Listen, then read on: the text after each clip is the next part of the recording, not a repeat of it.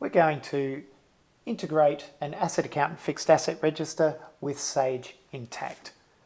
From this rolled up view in AssetAccountant, I'm going to select Register Settings and go straight to Integrations, and from here you will see we've got the options for QuickBooks Online or Sage Intacct. I'll go ahead and select Sage Intacct.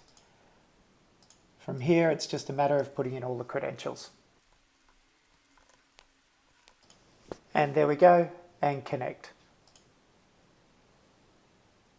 So now we are connected to a company called Anything, and the entity we're going to choose is Australia for this demonstration, and simply connect.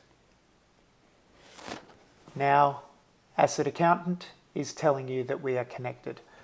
I'm going to go straight across to classifications, and you can see in our fixed asset register we already have locations defined, but in this integration I'm going to assume that we want to add projects as well.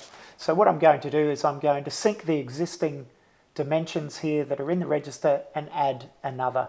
So I'll select Sync Sage Intacct. Now this is pulled straight from Sage Intacct. You can see already that location has been picked up. So I'm just going to make sure that we keep that, and the only other one I'm going to keep is project. So I'll go ahead now and uncheck the rest of them. Okay, so now we're keeping location and creating project, so next. And what we're seeing here is now we're mapping the values. So these are everything that's being pulled for location. This is everything that's in Sage Intacct, and this is everything that is in AssetAccountant. So I'm going to create only Brisbane, Perth and Sydney. So everything else I'll just uncheck.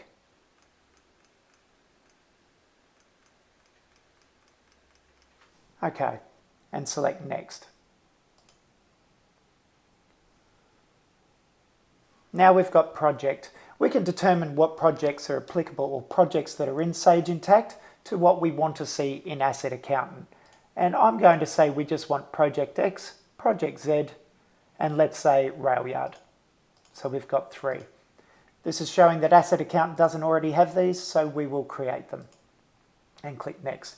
This is just a summary now. So Brisbane, Perth, Sydney are being mapped, and these are all brand new. I'm going to now save those mappings.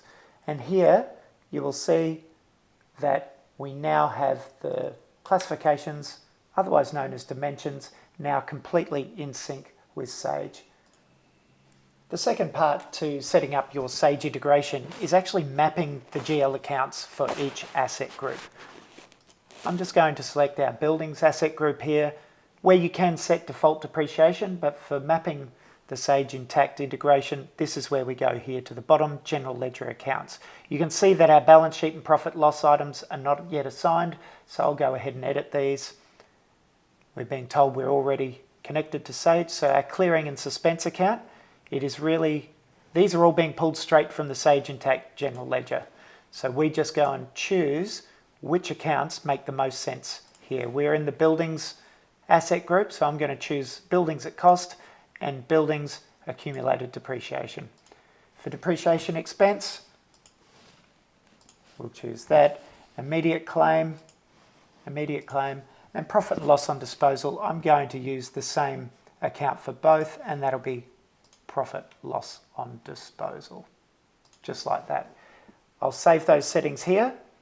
We are now all mapped, so every balance sheet, or the 3 balance sheet items and the 4 profit and loss items, they all now correspond to the appropriate accounts in the general ledger. We save that, and we do that for each asset group. We only need to do that once, and then we are ready to post our journals.